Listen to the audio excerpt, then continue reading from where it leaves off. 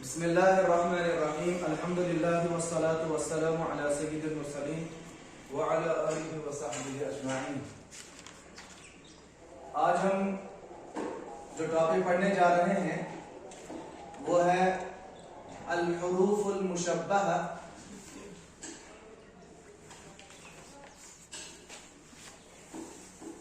بالفعل۔ الحروف المشبہہ بالفعل، حروف مشبہ بالفعل کیا مطلب ہے کہ ایسے حروف جو مشابہ ہوتے ہیں کس کے؟ فعل کے۔ اس کا مطلب یہ ہوا کہ شاید ایسا ہوتا ہے کہ جس طرح سے فعل عمل کرتا ہے جب وہ جملہ فعلیہ پر آتا ہے، جس طرح سے وہ عمل کرتا ہے، وہ عمل کیا کرتا ہے وہ ابھی میں آپ کو بتا دوں گا، اسی کے مشابہ یہ حروف بھی کام کرتے ہیں۔ تو بہرحال سب سے پہلے ہم یہ بتائیں گے کہ حروف مشبہ بالفعل کن کو کہا جاتا ہے؟ حروف مشبہ بالفعل کن کو کہا جاتا ہے؟ تو اس میں سب سے پہلے آتا ہے ان۔ کیا ہے؟ ان۔ اور اسی وجہ سے یہ ان چونکہ شروع میں ہم نے لفظ جب لایا ہے حروف مشبہ بالفعل میں، اسی وجہ سے اس کے ساتھ ساتھ جو حروف مشبہ بالفعل ہوں گے ان کو ہم کہیں گے ان و اخواتها۔ ان و اخواتها یعنی ان اور اس کی بہنیں۔ وہ ان اور اس کی بہنیں کون کون سے ہیں وہ ذرا سا ہم یہاں پر اب دیکھ لیں گے۔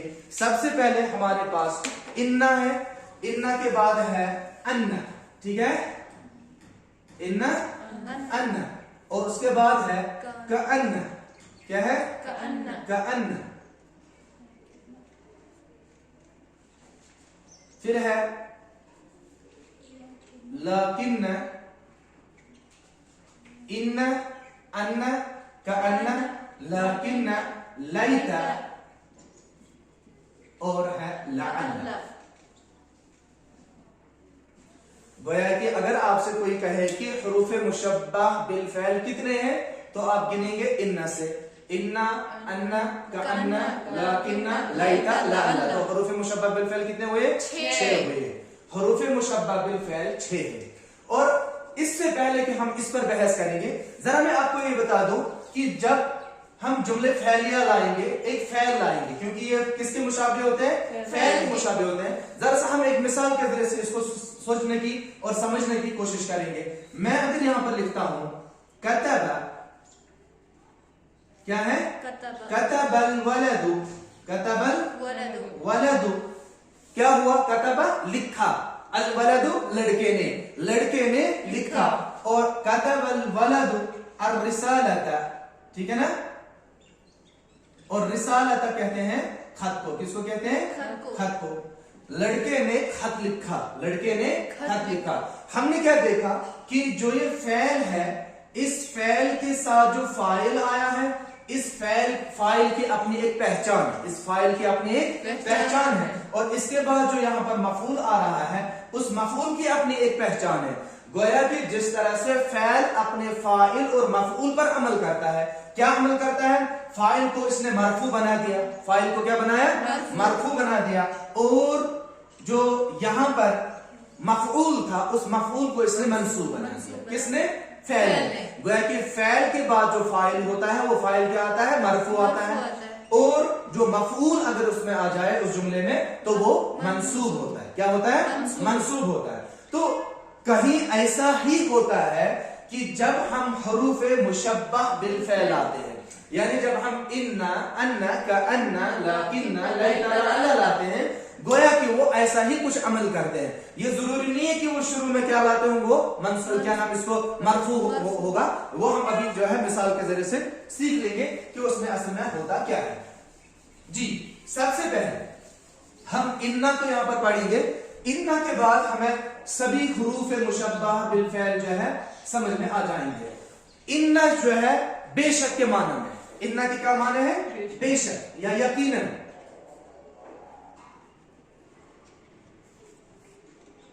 سب سے پہلے ایک بات آپ کو کل بھی میں نے اپنے پرانے والے درس میں کہی تھی کہ جب ہم افعال ناقصہ پڑھ رہے تھے تو ہم نے کہا تھا کہ افعال ناقصہ جب جملہ اسمیہ پر داخل ہوتے ہیں تو وہاں پر بھی شرط تھی کہ وہ کس پر داخل ہوں؟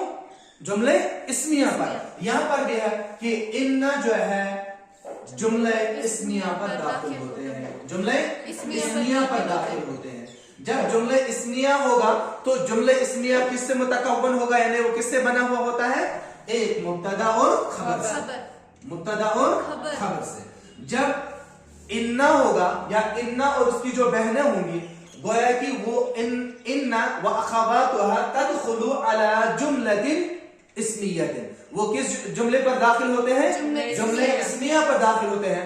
अल मुतकव्वन, ऐसा जुमला इस्मिया अल मुतकव्वन जो बना हुआ हो मिनल मुब्तदा वल खबरी, जो मुब्तदा और खबर से बना हुआ हो। और करता क्या है, आप इसका अब अमल सुनिएगा कि इसका असल में इसकी प्रॉपर्टी क्या है ना, इसका अमल क्या है। वो अमल ये है कि इन्ना और उसकी बहनें यानी अन्ना का अन्ना, लाकिन्ना, लैता, लअल्ला, जब जुमले इस्मिया पर दाखिल होते हैं तो उसके मुब्तदा को वो नस्ब देते हैं, उसके मुब्तदा को वो नस्ब देते हैं। और जब उसको नस्ब देकर मंसूब बनाते हैं, इसका मतलब अब यहां पर हम अभी मिसाल के जरिए से वो सीख लेंगे।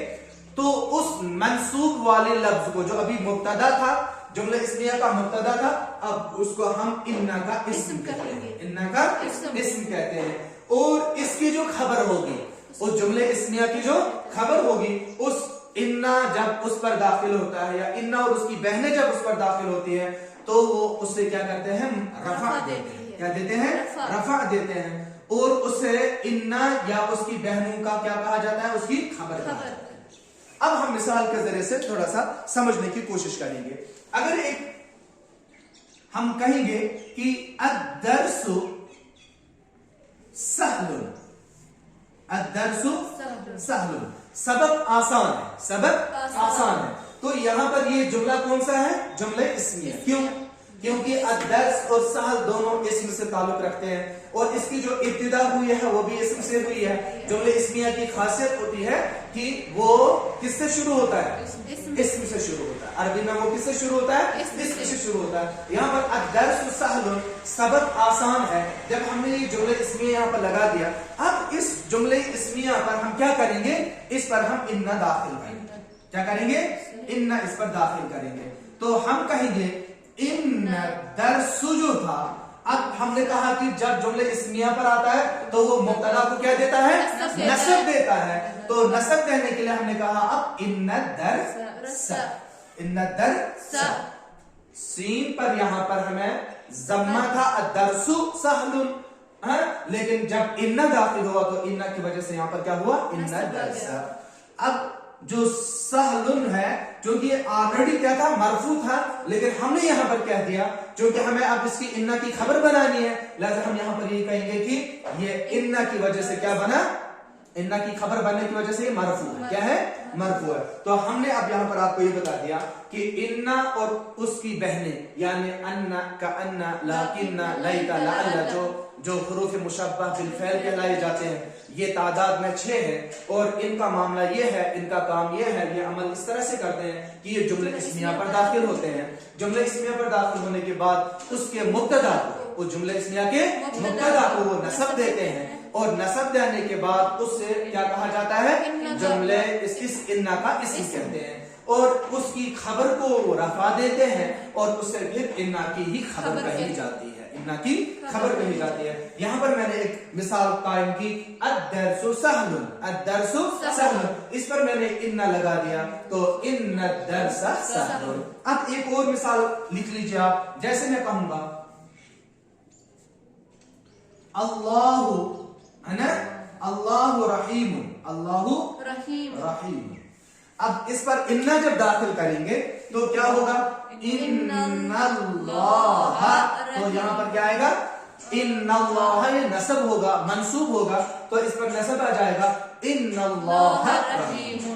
तो अगर आपके एग्जाम में, आपके सवालनामे में इस तरह से कोई सवाल आता है कि हुरूफ मुशब्बह बिल फ़इल किससे कहते हैं, हुरूफ मुशब्बह बिल फ़इल कौन से हैं, या हुरूफ मुशब्बह बिल फ़इल का अमल बताइए, اس طرح سے جو سوال اس طرح سے آئے گا آپ کہہ سکتے ہیں کہ حروف مشبہ بالفعل اصل میں 6 ہیں، جن کی تعداد 6 ہے، وہ ہے انا، انک، انا، لاکن، لیک، لعل، اور ساتھ ساتھ میں ان کا عملہ بتا دیں گے کہ انا اور اس کی جو بہنیں ہیں یعنی حروف مشبہ بالفعل جب جملہ اسمیہ پر داخل ہوتے ہیں تو وہ اس کے مبتدا کو منصوب بناتے ہیں، نصب دیتے ہیں، اور اس سے پھر انا کا اسم کہتے ہیں، اور اس کی خبر کو رفع دیتے ہیں اور اسے انا کی خبر کہتے ہیں، اور انا یا انا کے ساتھ ساتھ جو اس کی بہنیں ہیں ان کی خبر کہتے ہیں۔ تو مثال کے ذریعے سے میں نے آپ کو یہ چیز بتلا دی۔ تو اس اعتبار سے حروف مشبہ بالفعل کل ہم نے جو پڑھا تھا عوامل الجمل میں ہم نے کیا پڑھا تھا؟